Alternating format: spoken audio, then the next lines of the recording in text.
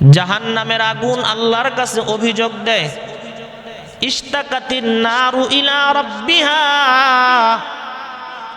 নবী বলেন জাহান্নামের আগুন আল্লাহর কাছে অভিযোগ দেয়, ও মালিক, আগুনের এত গরম, আকালা বাযী বাযন, যেন আমার কিছু অংশ আরেক অংশকে খেয়ে ফেলতেছে। কে অভিযোগ দেয়? জাহান্নামের আগুন আল্লাহর কাছে বলতেছে, ও মালিক, আগুনের এত গরম, এত গরম, সহ্য হয় না, মনে হয় আমি আগুন আমাকেই খেয়ে ফেলতেছে।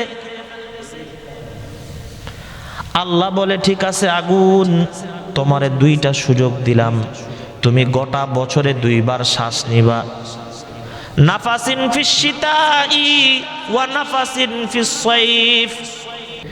তো আল্লাহ জাহান্নামের আগুনকে বলে, ও আগুন, তোমারে আমি দুইটা সুযোগ দিলাম,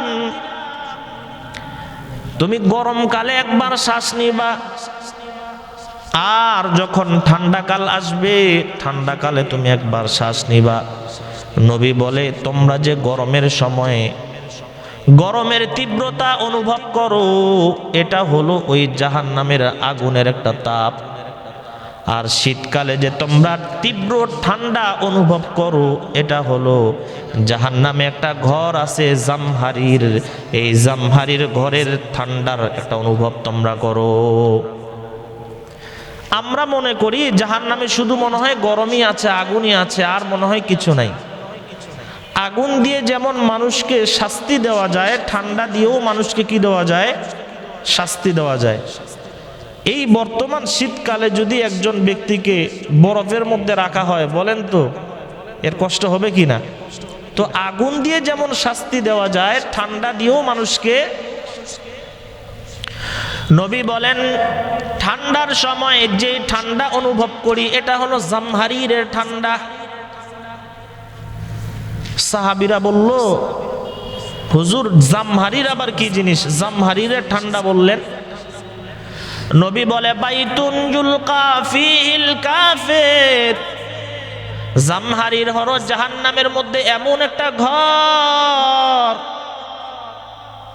ইয়াতামাইয়াজু মিন শিদ্দাতি বারদিহা, যেই ঘরের মধ্যে কাফের বেঈমানকে রাখা হবে, আর ওই ঘরটা এত তীব্র ঠান্ডা হবে যে তীব্র ঠান্ডার কারণে জাহান্নামের কাফের বেঈমানদের শরীরগুলো গলে বিবর্ণ হয়ে যাবে। বলে ওই ঘরের মধ্যে এত ঠান্ডা হবে যে ঠান্ডার কারণে কাফের বেঈমানদের শরীরগুলো কি হয়ে যাবে? গলে যাবে। এজন্য জাহান্নাম শীতকালে একবার শ্বাস নেয়। এই শীতকালে শ্বাস নেওয়ার কারণেই নবী বলেন ওই জামহারিরের ঠান্ডা আমরা অনুভব করি। এজন্য এই শীতকাল, গরমকাল, এগুলো আমাদেরকে জাহান্নামের কথা স্মরণ করিয়ে দেয়।